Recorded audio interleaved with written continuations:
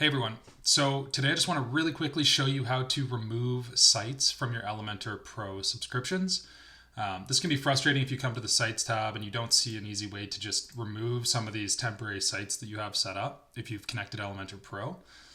They probably just want you to upgrade. But as you can see here, I've reached my website limit.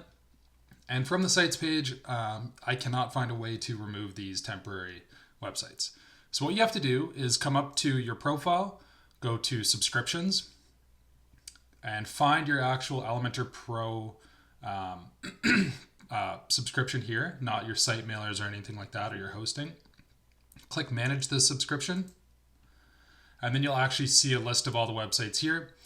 This broken chain icon here is how you actually disconnect these. So what I'll do is disconnect a temporary site that I have. Are you sure you want to deactivate? Yes.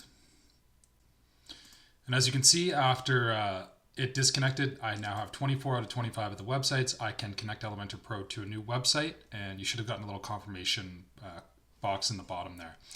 If you have any questions about Elementor or any other web development questions, please leave them in the comments. I'd be happy to take a look. Thanks so much for watching.